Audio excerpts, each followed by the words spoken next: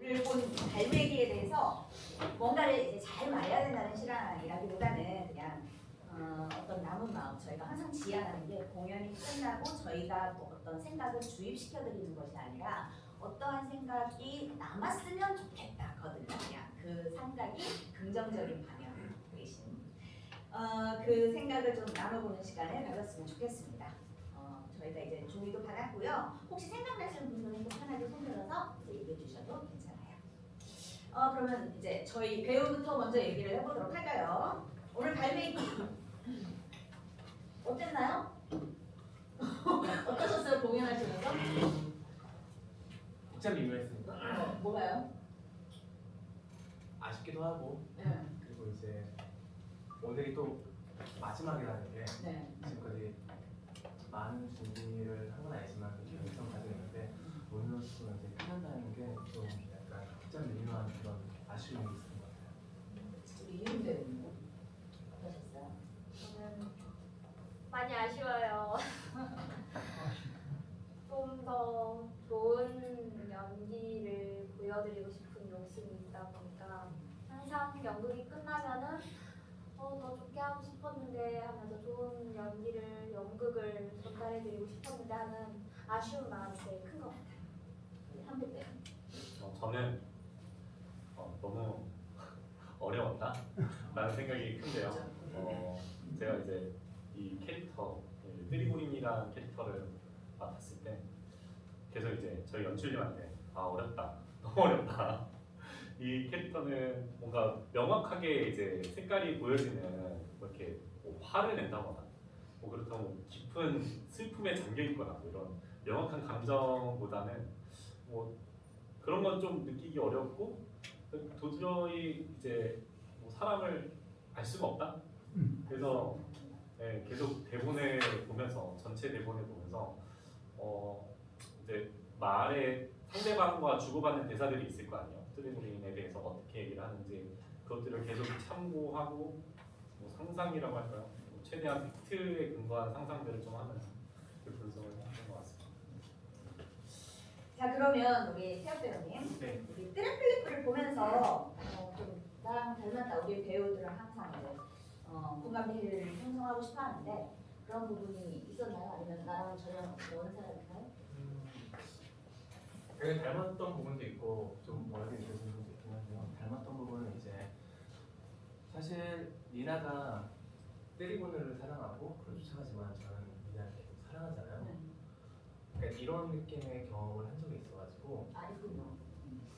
그래서 저는 그러니까 좀 부끄러운데 너의 두 번째라도 괜찮다 부끄럽네요. 라고 말했던 되게 과거가 있어가지고 네. 그분이 있어가지고 좀 마음이 동했던 것 같습니다. 좋은 경험이네요. 지금 생각해보면 좋은 경험을 했죠. 다시 겪고 싶지 않지만요. 다시 겪기를. 안 돼요. 그리고 뜨레플레프라는 이 인물은 계속해서 새로운 형식 이걸 외칩니다. 그 말이 진심처럼 느껴지시나요? 새로운 형식을 추구하는 건 아니고 그리고 기존의 형식이 잘못됐다고 생각하는 것이 좀 전 어려운 것 같아요. 동의하지 않는 것 같아요.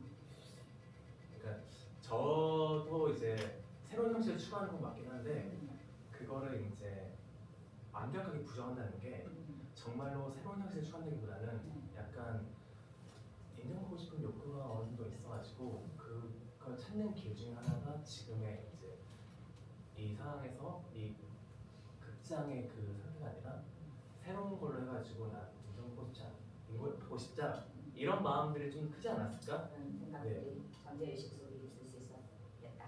네. 유림 배우님도 질문하고요. 니나에게 끌리는 마음이 니나가 끝까지 놓지 않는 이 연극이라는 게 좀 완전 망했는데 배우로서도 그런데도 놓지를 않고 있습니다. 이 마음이 어떤 마음일까요? 그 마음은 사실 별 생각이 없을지도 모를까라는 생각을 해요. 왜냐면 저도 처음에 연기를 막 배우기 시작했을 때는요 아, 나 몇 년만 하고 나한테 가망없으면 그만둘 거야 했거든요. 근데 그 뒤에 별 성과가 없었을 때도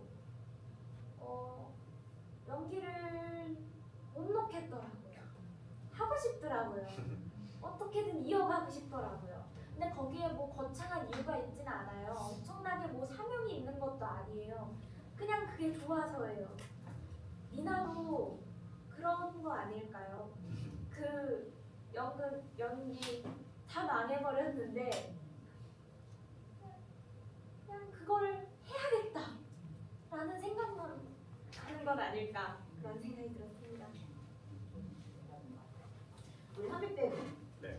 요즘 네. 배우로서 말고 네. 사람으로서 사람 장학을 주었어. 네. 드는 생각은 뭔가? 사실 저랑 뜨리고린이랑 공통점을 하나 찾은 건 만족이 잘 안 된다. 내가 뭔가 했을 때 뭐 이게 대부분 한국 사람들의 정서가 그렇다고 하는데 뭐 99점 맞으면 왜 99점 맞아야지 100점을 맞아야지 이런 거 있잖아요. 그래서 끝까지 저 자신의 무언가 더 능력을 향상시키기 위해서 좀 더 계속 몰아붙이는 그런 부분들이 있는데 실제로 뭐 제가 연기도 하지만 뭐 여러 가지 같이 해야 되는 일들이 있어요. 근데 그것 때문에 뭐 연기가 밀릴 때도 있고 다른 일이 밀릴 때도 있고 하는데 왜 나는 이걸 다 하지 못하지? 근데 다른 사람들한테 물어보면 이걸 어떻게 다 해? 라고 뭐라 말하는 답은 해줘요. 답은 해주는데 이걸 어떻게 다 해? 할 때 왜 난 될 것 같은데 안 될까? 하는 그런 좀 일상에서의 고뇌가 있습니다. 화이팅. 파이팅! 드릴 건 없고 화이팅을 아, 예. 드리겠습니다. 그 정도는 충분합니다. 네. 자, 그러면 이제 여러분들이 주신 역사를 읽어볼게요. 이 연극에서 체홉의 진짜 얼굴은 누구인가? 뜨레플레프인가 뜨리고린인가? 어떻게 생각하세요? 아무래도 체홉이 작가들은 본인을 이제 담게 돼 있으니까 여자 배우에 담는 경우도 있겠지만 그래도 이제 동성에 담게 되는 경우들이 많을 텐데 뜨레플레프인 것 같다.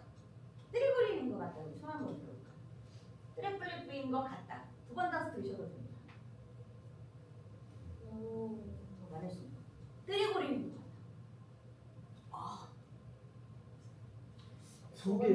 두 사람이 다 혼혈돼 있을 수도 있어. 그렇죠. 네.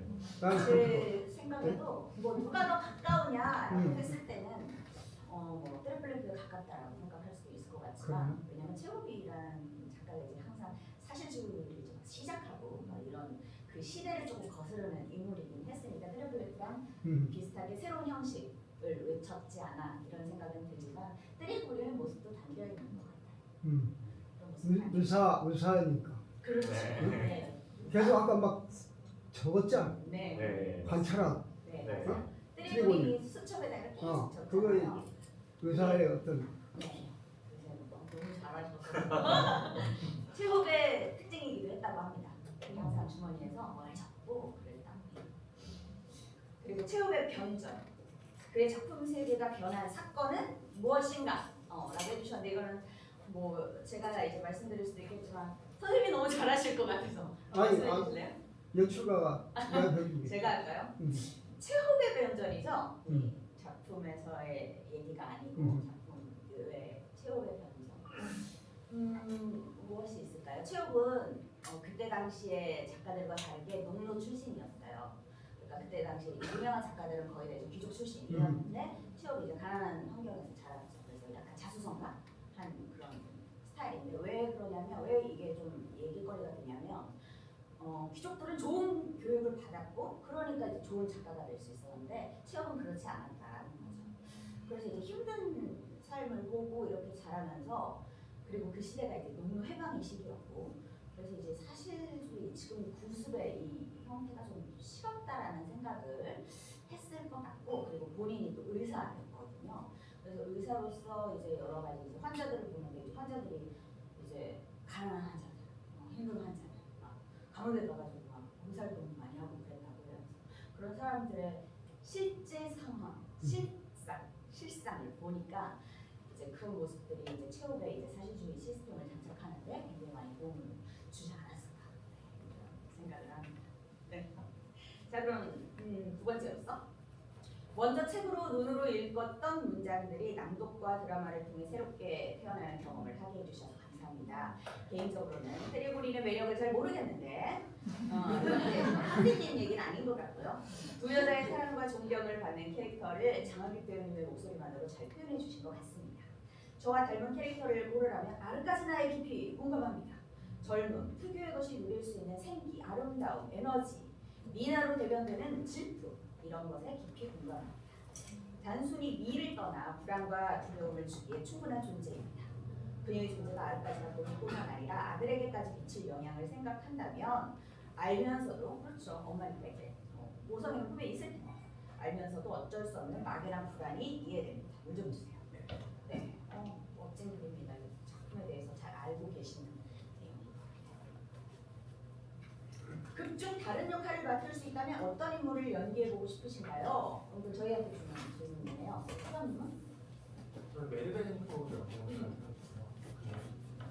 사실 메드베젠코 같은 경우는 좀 비중이 낮고 인물의 색깔이 잘 안 보이게 전혀 모르는 소리죠? 네, 아! 전혀 모르는 소리. 연출할 수도 있는데 네. 제가 처음에 봤던 제가 인상 깊었던 갈매기는 처음에 나왔던 메드베젠코 봤을 때부터 네. 아 이거는 살아있다. 그렇죠. 그걸 느꼈다 보니까 사실 그 작품이 제가 봤던 갈매기 중에서 가장 좋았던 갈매기였고 그 뒤에 메드베젠코를 보니까 거기에 비해서 이제 많이 죽인다는 느낌을 받았어요. 그러니까 그래가지고 그때 제가 처음에 봤던 그 메드베젠코 그 느낌을 제가 한번 할 수 있으면 얼마나 영광이지 않을까 생각했어요. 저는 갈매기에서 마샤를 한번 해보고 싶어요. 보통 뭐 다들 말하잖아요. 네가 사랑하는 사람 말고 널 사랑해주는 사람을 만나라. 근데 마샤는 그럼에도 불구하고 계속 자신이 좋아하는 남자의 놓지 못하는 그런 모습이라든지 방황하는 모습이라든지 이런 모습이 저에게는 매력적으로 살아있는 실제적인 이런 방황 난 포기할 거예요. 근데 포기하지 못해요. 막 이런 모습들이 정말 매력적으로 느껴져서 마샤를 꼭 해보고 싶어요. 합격 때는 저는 갈매기를 열심히 공부했다고 생각하는데 하면서 처음에는 트레플레프한테 눈이 갔었는데 지금은 트리고린이 좋습니다. 지금 그래서 뭐 트리고린 모습이 다 나온 건 아니지만 여기 이제 짧게 나왔지만 그래도 이 모습을 공부하는 데 있어서 정말 좋았고 오늘은 조금의 소원 성취를 하고 들어가는 갈매기의 한 역할을 맡았다라는 것만으로도 배우들은 굉장히 좋은 경험이고 영광이죠. 자, 배우의 얘기를 들어보셨으니까 또 갈매기는 연령과 연극과 입시 필수 작품이라고 하던데요. 10대, 20대 때 이 작품을 연기할 때와 지금 연기할 때 작품에서 느껴지는 메시지가 어떻게 다른가요? 이 대답은 제가 해볼까요? 왜냐면 제가 나이가 제일 많으니까. 저도 이제 연극영화 출신인데 10대 때는 아르카즈나 상상도 못하죠 사실. 그쵸? 니나 그랬는데 그 청순하고 그 가련한 니나 이걸 어떻게 하면 내가 연기를 잘할 수 있을까? 뭐 이런 생각을 했다라고 한다면 그 다음에 이제 그때도 아르카즈나는 이제 뭐 약간 오바스럽고 광적이고 조금 자기밖에 모르는 그런 여자 여배우 이렇게만 생각을 했다라고 한다면 지금 보면 이제 저도 애기 엄마고 이렇다 보니까 분명히 아들을 사랑했을 텐데 왜 저랬을까? 무엇이 두려웠을까? 이런 생각을 하게 되고 니나도 저 여자가 분명히 우리가 알지 못하는 어떤 뭐 연극을 떠나지 못하는 이유라든지 트리고린한테 끌리는 이유라든지 이런 것들 분명히 있을 텐데 그게 과연 뭘까를 제 삶을 이렇게 비춰보면서 이제 생각하게 되는 것 같아요. 그래서 나이를 먹으면 제가 이제 40대니까 50대면 더 그런 것이고 60대면 또 저의 삶에 비춰가서 더 많은 깨달음을 얻을 수 있는 왜냐하면 이건 최고의 작품입니다. 최고의 작품의 특징들은 항상 사람을 담고 있기 때문에 그럴 수 있을 것 같습니다. 또 원작에서 트레플레프의 죽음을 전달하는 방식과 이 낭독극에서 죽음을 전달하는 방식이 다른 것 같은데요. 낭독극에서 방백 처리한 이유는? 이라고 하셨는데 원작이 동일합니다. 네. 원작에서 이제 방백 처리라는 것은 이제 무대 앞으로 나와서 관객에게 이야기하는 방식으로 풀었다라는 것을 방백이라고 말을 하는데 우리 현빈님이 이제 나가서 이제 얘기를 했거든요. 저희가 이 방송을 선택을 한 이유는 사실은 첫째 안 들릴까봐. 고갈이 작아서 우리가 귓속말을 할 건데 잘 안 들릴까봐. 그래서 우리가 아예 그냥 무대 앞으로 나가라라는 걸 하는 게 있고, 저희가 특별히 여기에 어떤 메시지를 담지는 않았어요. 그냥 혹시 갈매기를 알고 있으신 분들은 이제 엔딩까지 다 알고 계시겠지만 모르시는 분들은 약간의 충격적인 마지막 엔딩이기 때문에 그런 충격을 조금은 더 드리고 싶어서 이렇게 생각해 주시면 될 것 같습니다. 인간적 캐릭터 죽음, 마지막에 충격, 외국 이름이라 이름은 잘 모르겠죠. 오스자. 네, 여러분들이 나눠주셨습니다. 그래서 이거 나눠주신 5분은 제가 선물 드릴게요. 네, 나눠주신 이따가 이제 나가실 때 저한테 말씀해 주시면 제가 선물 드리도록 할게요. 그리고 추가로 질문. 네. 그리고 혹시 또 질문 떠오르시는 질문 있으신 분들은 손 들어주세요. 없으시면 되죠. 네. 그 양예빈 연출가님은 네. 그 러시아 문화를 좋아하게 돼가지고 러시아로 직접 유학도 갔다 오셨다고 들었는데 어쨌든 이 극단과 함께 왜 하필이면 안톤 체육을 하게 됐는지에 대한 궁금합니다. 사실은 이 연극 고전을 읽다라는 제목의 타이틀로 저희가 이제 하고 있는데 체험 말고 이제 다른 작가들이 다른 생각이에요. 근데 저한테 이제 가장 좋아하는 작가가 누구냐고 한다면 저도 이제 러시아에서 유학을 했지만 제가 나온 학교의 시스템이 사실주의를 공부하는 시스템이었고 스타니슬라스키 시스템을 연기를 했고, 그리고 스타니슬라스키와 가장 밀접한 작가를 고르자면 안톤 체홉이죠. 안톤 체홉이 처음에 갈매기를 만들어서 어떤 극장에서 공연했는데 망했어요. 완전히 망했어요. 안톤 체홉이 이 작품을 코미디라고 써놨어요. 그래서 약간의 코미디적인 반응을 넣었거든요, 처음에. 그런데 그렇게 공연을 했더니 망한 거예요.